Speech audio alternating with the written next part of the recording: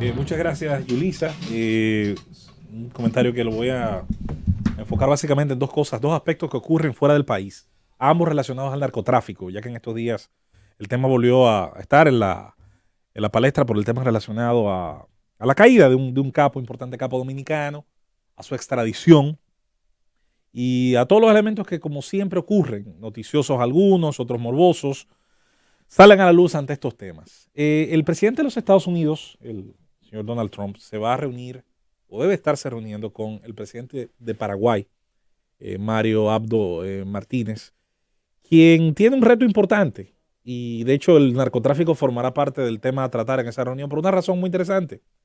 Hasta hace unos años, Paraguay, por su ubicación geográfica, era un país del que se hablaba muy poco del tema del narcotráfico. Era un país que, al no ser un gran centro de consumo, una economía pequeña, bajo poder adquisitivo y los graves problemas, incluso de una demografía que, como muchos saben, han estudiado en su historia, arrastran pues todos los problemas de haber perdido una gran parte de su población masculina, aquella triple guerra de la Triple Alianza en el siglo XIX, la población de Paraguay creció muy lentamente. Todos esos elementos aislaron a Paraguay de un problema. Pero ¿qué ocurre? El crecimiento de los mercados, tanto consumidores como productores del narco, termina convirtiendo a Paraguay, dada su frontera con Brasil, en un punto neurálgico importante para abastecer ese mercado, el cual al día de hoy, por cierto, y dado el enorme desarrollo que tuvo el consumo y el microtráfico en las ciudades de Brasil durante la pasada década, grupos como el Comando Vermelho y otros grupos importantes del crimen brasileño crecieron lo suficiente, desbordaron lo que hasta ese momento se conocía como el crimen organizado y utilizaron a Paraguay precisamente como un punto de partida. Paraguay comenzó a sufrir crímenes relacionados al narco como acribillamientos, ajustes de cuentas, fenómenos relacionados al lavado de activos. En los pasados 4 o 5 años comenzaron a conocer eso. Y lo peor, gente implicada al mundo de la política, incluso se señalaba a un expresidente, creo que Horacio Cortes, no recuerdo, estaba aparentemente también, conocía del tema y probablemente se ve beneficiado del tema.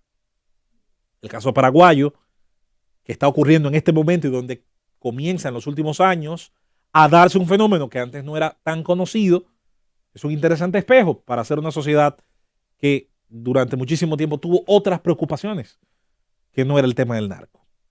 Sin embargo, fíjense que quien preside ese país, quien dirige los destinos de ese país por elección popular, coloca delante de los otros temas prioritarios en una conversación con un importante socio político, con un importante socio económico, y ni hablar del país más poderoso del hemisferio o del mundo entero, coloca por delante esa situación. Tomen la decisión que tomen y a lo mejor no estaremos de acuerdo, insisto, con las políticas, sobre todo que desde el norte se promueven relacionadas a ese tema. La segunda parte del tema me resulta bastante interesante. No sé si alguno de los compañeros o de los oyentes tuvo el chance de ver en Netflix, en ese servidor de contenido, la serie que esa casa preparó sobre el Chapo Guzmán. Esa serie, muy interesante, muy bien hecha, muy bien actuada, muy bien trabajada, presenta un personaje que, aunque responde a un nombre de fábula, está inspirado en un personaje real. Y era, dentro de esa serie, Aníbal, sé que la viste, el nombre de Conrado Sol. Conrado Sol es un personaje que está inspirado, todo el mundo lo sabe, en Genaro García Luna. Genaro García Luna fue un superministro de la política mexicana durante varios gobiernos, pero esencialmente por haber ocupado el puesto de ministro de seguridad en el gobierno del PAN que dirigía Felipe Calderón y luego haber ocupado puestos de importancia en otros gobiernos. En ese gobierno se declara tristemente la famosa guerra contra el narco. A partir de ese momento comienza el Estado mexicano en una situación de guerra declarada hacia lo interno a enfrentar con armamento de alta letalidad y haciendo uso esencialmente de las unidades de la Marina de Guerra Mexicana a enfrentar a los grupos del narco porque así se le iba a poner fin a su poder. Grave error. Ha pasado más de una década. Las cifras ya superaron el 250.000 de muertos civiles. Ya tienen que andar cerca de los 300.000. No se ha detenido en el actual gobierno, el cual no se le puede adjudicar responsabilidades en haber creado el problema, pero por lo menos ha prometido resolverlo de otras formas. Actualmente ninguna ha dado pie con bola, ni lo dio en el gobierno de Peña Nieto, ni parece que por el momento va a ocurrir. ¿Quién era el ministro de Seguridad? Un superministro, como tristemente le decimos aquí a algunos ministros. Pienso que de manera al final contraproducente para el interés nacional. Bueno, el ministro de Seguridad de México era el señor García Luna. ¿Qué ocurrió? ¿Qué han investigado dada la famosa guerra contra las drogas? Señores, que este señor tomó sobornos, adivine de quién, del más poderoso de los cárteles, el de Sinaloa, funcionando como un protector desde el Estado para el más importante de los grupos. El resto de los grupos, el cártel del Golfo, el cártel de Michoacán, el cártel de Tijuana, los demás grupos que surgían cuando uno de estos colapsaba, recibían un ataque duro por parte de la violencia del Estado, por parte del uso de fuerzas militares mixtas y eventualmente fuerzas policiales, aunque estas estaban muy desgastadas. Y se comprobaba que casualmente el grupo menos atacado, ¿cuál era? El más grande, el más poderoso. Se calcula que el 60% de las muertes ocurridas desde la declaración de esa guerra contra el narco fueron provocadas por el cártel de Sinaloa que dirigía precisamente Joaquín Guzmán Loera, el Chapo. El señor García Luna, quien se ha demostrado de mil y un formas, se benefició por sobornos producidos de manera directa de estos grupos, hoy está preso. ¿Dónde está preso? Bueno, él decidió trasladarse a Estados Unidos a vivir, esencialmente a la parte sur, al estado de Texas.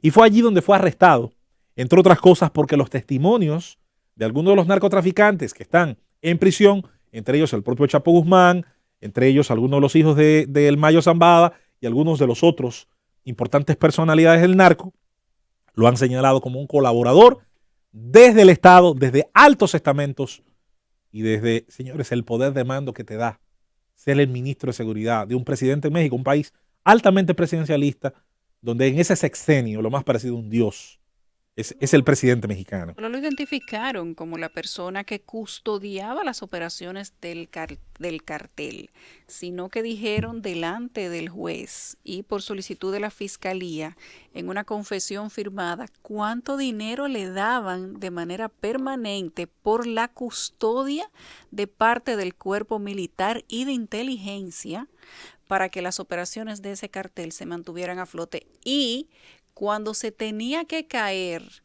algún tipo de operación, entonces buscaban hacerle daño a los otros carteles, daño entre comillas, para que la operación del Departamento de Seguridad de México se viera como que estaba trabajando. Entre otras cosas, el viejo rol que Friedman le asignaba al Estado en la guerra contra las drogas se convierte en socio del más poderoso de los delincuentes, ayudándole en su competencia con los otros delincuenticos, delincuentes moderados, delincuentes medianos y demás. Hasta 50 millones de dólares se dice, sobre eso que citaba muy bien Yulisa, habría recibido este señor que estaba al frente de la política de seguridad. Señores, es poner al lobo a cuidar a las gallinas. Y esto, con otros nombres, con otras cifras, con otros protagonistas, con otros saldos sangrientos, pero con sangre al fin, se repite allí donde quiera que se ha intentado calcar la fracasada estrategia de generar en las calles un enfrentamiento con el tráfico de drogas y con la drogadicción. Y esto, dicho sea de paso, México, que es el país que hoy más lo padece, por una razón muy simple. Un país con una extensión territorial enorme, con una frontera de miles de kilómetros con Estados Unidos, principal país consumidor, y sufriendo, entre otras cosas, el grave problema institucional de un país donde la corrupción ya de por sí con y sin narcotráfico era un problema, donde el alcance del Estado de Derecho siempre ha tenido graves problemas para abarcar todo su territorio. Entonces usted luego le pone el ingrediente de un negocio de altísima rentabilidad, de altísima letalidad, y este es el resultado. ¿Cuántos García Luna hay en las administraciones de los gobiernos de América Latina? ¿Cuántos? Con cargos de distintos tipos. Pueden ser legisladores en algún caso, pueden estar al frente de la agencia antinarcóticos en otro, pueden estar al frente de agencias de seguridad en otros, pueden estar al frente de agencias de control fronterizo o portuario en otros. Y mientras esto ocurre, más ricos los sobornados, más ricos los sobornantes, más muertes en el rastro de sangre que deja el crimen organizado y el crecimiento del mercado consumidor. Es un fracaso total y completo. Hay que ensayar otras políticas. Algunas gustarán más, algunas gustarán menos. algunas van a horrorizar a ciertos sectores de la población, pero no se puede pretender que haciendo lo mismo van a cambiar los resultados. Ni en República Dominicana, ni en América Latina, ni en ninguna parte del mundo.